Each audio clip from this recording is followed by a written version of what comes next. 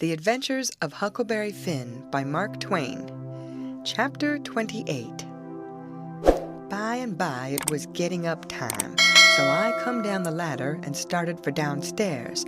But as I come to the girl's room, the door was open, and I see Mary Jane settin' by her old hair trunk, which was open, and she'd been packing things in it, getting ready to go to England. But she had stopped now with a folded gown in her lap and had her face in her hands crying. I felt awful bad to see it. Of course anybody would. I went in there and says, "Miss Mary Jane, you can't a-bear to see people in trouble, and I can't, most always.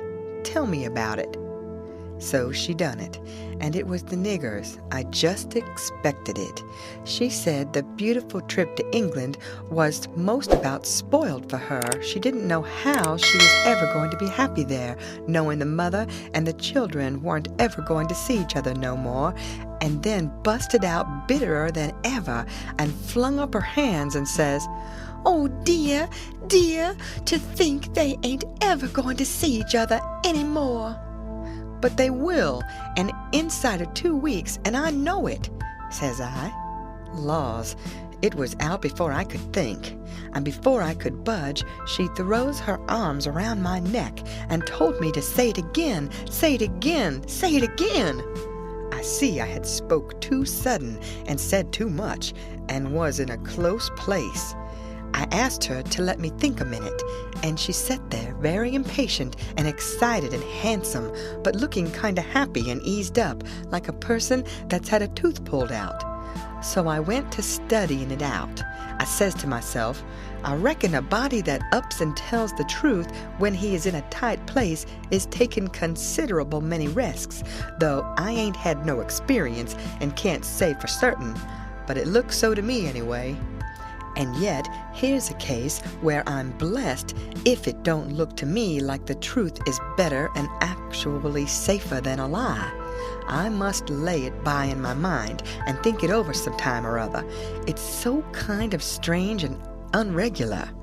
I never seen nothing like it.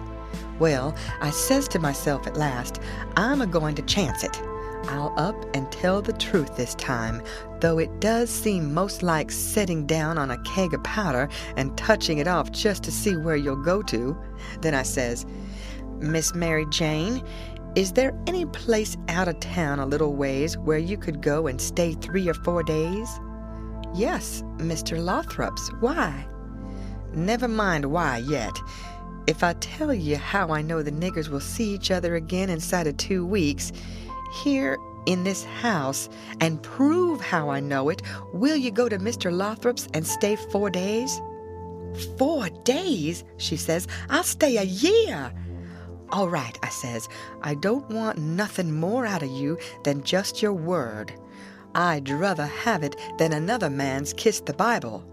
She smiled and reddened up very sweet, and I says, "If you don't mind it, I'll shut the door and bolt it." Then I come back and set down again and says, "Don't you holler. Just set still and take it like a man. I got to tell the truth, and you want to brace up, Miss Mary, because it's a bad kind and going to be hard to take, but there ain't no help for it. These uncles of yourn ain't no uncles at all. They're a couple of frauds, regular deadbeats. There, now we're over the worst of it. You can stand the rest middlin' easy." It jolted her up like everything, of course, but I was over the shoal water now, so I went right along, her eyes a-blazing higher and higher all the time, and told her every blamed thing, from where we first struck that young fool going up to the steamboat, clear through to where she flung herself onto the king's breast at the front door, and he kissed her 16 or 17 times, and then up she jumps with her face afire like sunset and says, "The brute! Come, don't waste a minute, not a second. We'll have them tarred and feathered and flung in the river." Says I, "Certainly, but do you mean before you go to Mr. Lothrop's, or—" "Oh," she says, "what am I thinking about?" she says, and set right down again. don't mind what I said. Please don't. You won't now, will you?" Laying her silky hand on mine in that kind of a way that I said I would die first. "I never thought. I was so stirred up," she says. "Now go on, and I won't do so any more. You tell me what to do, and whatever you say, I'll do it." "Well," I says, "it's a rough gang, them two frauds, and I'm mixed, so I got to travel with them a while longer, whether I want to or not. I'd druther not tell you why. And if you was to blow on them, this town would get me out of their claws, and I'd be all right. But there'd be another person that you don't know about who'd be in big trouble." "Well, we got to save him, han't we?" "Of course." "Well, then, we won't blow on them." Saying them words put a good idea in my head. I see how maybe I could get me and Jim rid of the frauds, get them jailed here, and then leave. But I didn't want to run the raft in the daytime without anybody aboard to answer questions but me, so I didn't want the plan to begin working till pretty late tonight. I says, "Miss Mary Jane, I'll tell you what we'll do, and you won't have to stay at Mr. Lothrop's so long, nother. How fur is it?" "A little short of 4 miles, right out in the country back here." "Well, that'll answer. Now you go along out there and lay low till 9 or 1/2 tonight, and then get them to fetch you home again. Tell them you've thought of something. If you get here before 11, put a candle in this window, and if I don't turn up, wait till 11, and then if I don't turn up, it means I'm gone and out of the way and safe. Then you come out and spread the news around and get these beats jailed." "Good," she says, "I'll do it." "And if it just happens so that I don't get away, but get took up along with them, you must up and say I told you the whole thing beforehand, and you must stand by me all you can." "Stand by you? Indeed I will. They shan't touch a hair of your head," she says, and I see her nostrils spread and her eyes snap when she said it too. "If I get away, I shan't be here," I says, "to prove these rapscallions ain't your uncles, and I couldn't do it if I was here. I could swear they was beats and bummers, that's all, though that's worth something. Well, there's others can do that better than what I can, and they're people that ain't going to be doubted as quick as I'd be. I'll tell you how to find them. Give me a pencil and a piece of paper. There, Royal Nonesuch, Bricksville. Put it away and don't lose it. When the court wants to find out something about these two, let them send up to Bricksville and say they've got the men that played the Royal Nonesuch, and ask for some witnesses. Why, you'll have that entire town down here before you can hardly wink, Miss Mary, and they'll come a-bilin' too." I judged we had got everything fixed about right now, so I says, "Just let the auction go right along and don't worry. Nobody don't have to pay for the things they buy till a whole day after the auction on accounts of the short notice, and they ain't going out of this till they get that money, and the way we fixed it, the sale ain't going to count, and they ain't going to get no money. It's just like the way it was with the niggers. It warn't no sale, and the niggers will be back before long. Why, they can't collect the money for the niggers yet. They're in the worst kind of a fix, Miss Mary." "Well," she says, "I'll run down to breakfast now, and then I'll start straight for Mr. Lothrop's." "'Deed, that ain't the ticket, Miss Mary Jane," I says, "by no manner of means. Go before breakfast." "Why? What did you reckon I wanted you to go at all for, Miss Mary?" "Well, I never thought, and come to think, I don't know. What was it?" "Why, it's because you ain't one of these leather-faced people. I don't want no better book than what your face is. A body can set down and read it off like coarse print. Do you reckon you can go and face your uncles when they come to kiss you good morning and never— There, don't. Yes, I'll go before breakfast. I'll be glad to. And leave my sisters with them? Yes, never mind about them. They've got to stand it yet a while. They might suspicion something if all of you was to go. I don't want you to see them, nor your sisters, nor nobody in this town. If a neighbor was to ask how is your uncles this morning, your face would tell something. Now, you go right along, Miss Mary Jane, and I'll fix it with all of them. I'll tell Miss Susan to give your love to your uncles and say you went away for a few hours for to get a little rest and change or to see a friend, and you'll be back tonight or early in the morning. Gone to see a friend is all right, but I won't have my love given to them. Well, then it shan't be. It was well enough to tell her so, no harm in it. It was only a little thing to do, and no trouble. And it's the little things that smooth people's roads the most. Down here below, it would make Mary Jane comfortable, and it wouldn't cost nothing. Then I says, there's one more thing, that bag of money. Well, they've got that, and it makes me feel pretty silly to think how they got it. No, you're out there. They hain't got it. Why, who's got it? I wish I knowed, but I don't. I had it because I stole it from them, and I stole it to give to you, and I know where I hid it, but I'm afraid it ain't there no more. I'm awful sorry, Miss Mary Jane. I'm just as sorry as I can be, but I done the best I could. I did, honest. I come nigh getting caught, and I had to shove it into the first place I come to and run, and it weren't a good place. Oh, stop blaming yourself. It's too bad to do it, and I won't allow it. You couldn't help it. It wasn't your fault. Where did you hide it? I didn't want to set her to thinking about her troubles again, and I couldn't seem to get my mouth to tell her what would make her see that corpse laying in the coffin with that bag of money on his stomach. So for a minute, I didn't say nothing. Then I says, I'd rather not tell you where I put it, Miss Mary Jane, if you don't mind letting me off, but I'll write it for you on a piece of paper, and you can read it along the road to Mr. Lothrop's, if you want to. Do you reckon that'll do? Oh, yes. So I wrote. I put it in the coffin. It was in there when you was crying there away in the night. I was behind the door, and I was mighty sorry for you, Miss Mary Jane. It made my eyes water a little to remember her crying there all by herself in the night, and them devils laying there right under her own roof, shaming her and robbing her. And when I folded it up and give it to her, I see the water come into her eyes too. And she shook me by the hand hard and says, Goodbye. I'm going to do everything just as you've told me, and if I don't ever see you again, I shan't ever forget you, and I'll think of you a many and a many a time, and I'll pray for you too. And she was gone. Pray for me.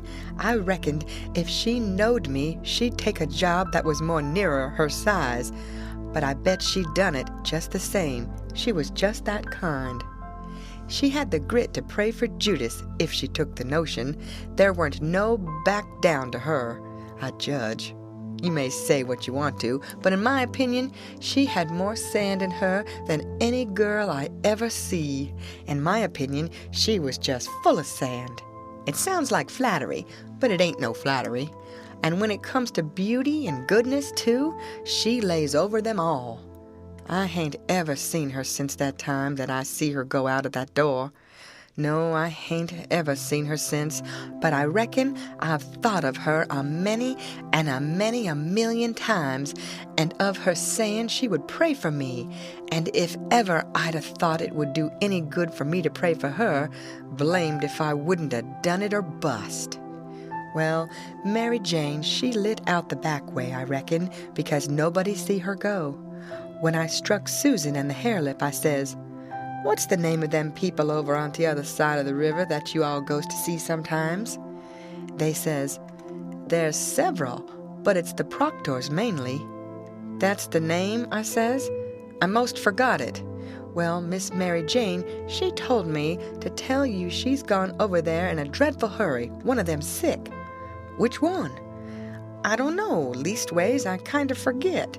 But I thinks it's, sakes alive, I hope it ain't Hanner.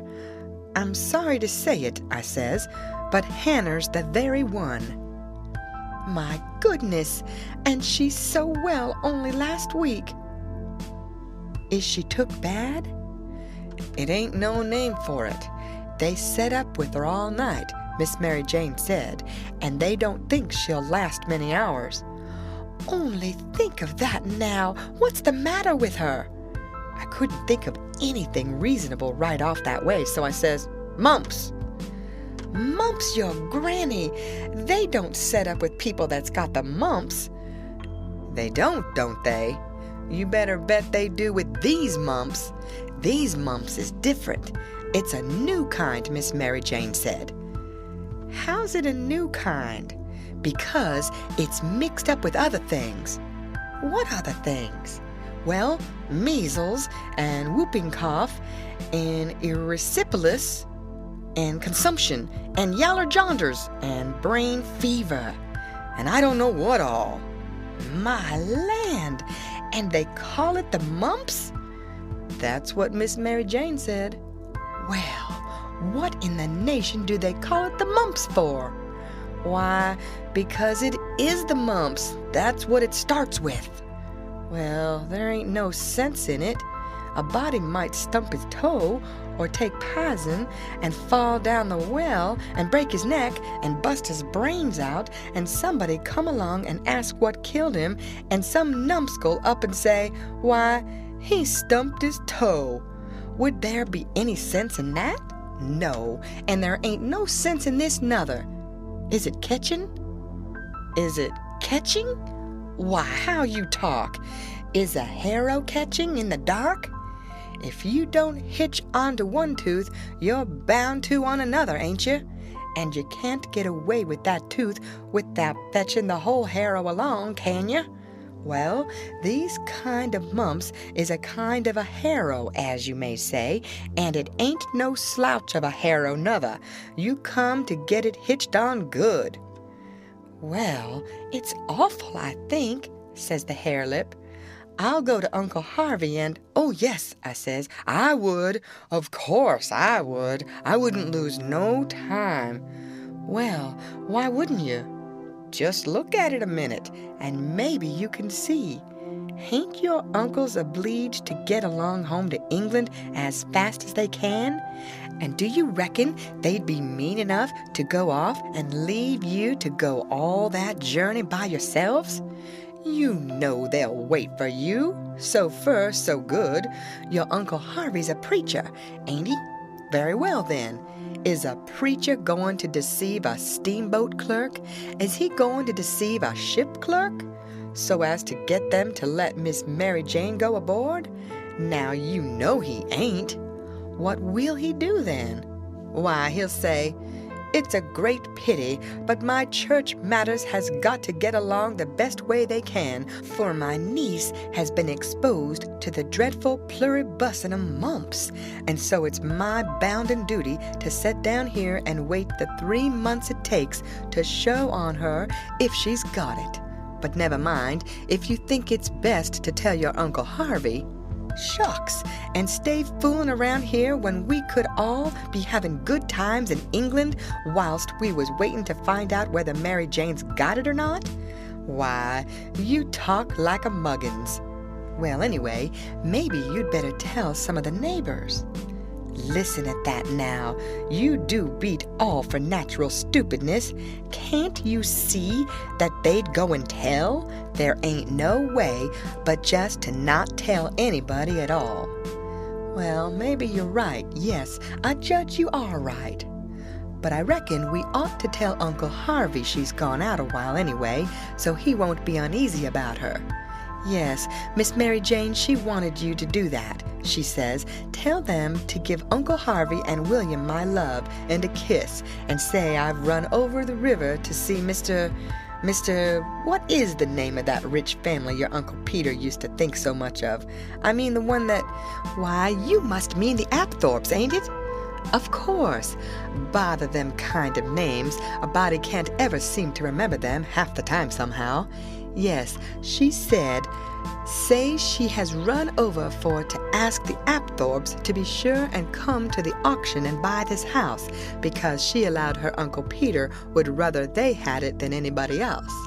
and she's going to stick to them till they say they'll come, and then, if she ain't too tired, she's coming home. And if she is, she'll be home in the morning anyway. She said, don't say nothing about the Proctors, but only about the Apthorps, which'll be perfectly true because she is going there to speak about their buying the house. I know it, because she told me so herself. All right, they said, and cleared out to lay for their uncles, and give them the love and the kisses, and tell them the message. Everything was all right now. The girls wouldn't say nothing because they wanted to go to England, and the king and the duke would rather Mary Jane was off working for the auction than around in reach of Dr. Robinson. I felt very good.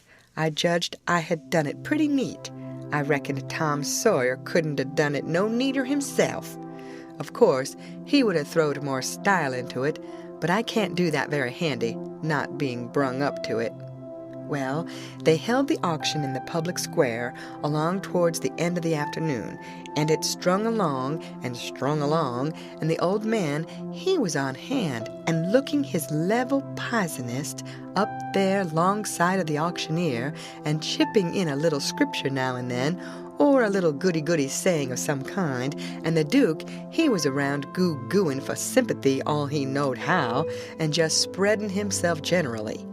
But by and by the thing dragged through, and everything was sold, everything but a little old trifling lot in the graveyard. So they'd got to work that off. I never see such a giraffe as the king was for wanting to swallow everything.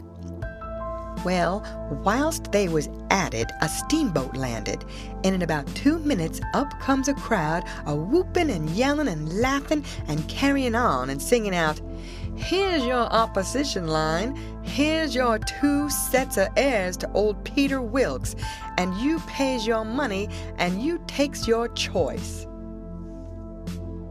End of chapter. Read by Lorraine Montgomery for Lit to Go on the web at fcit.usf.edu.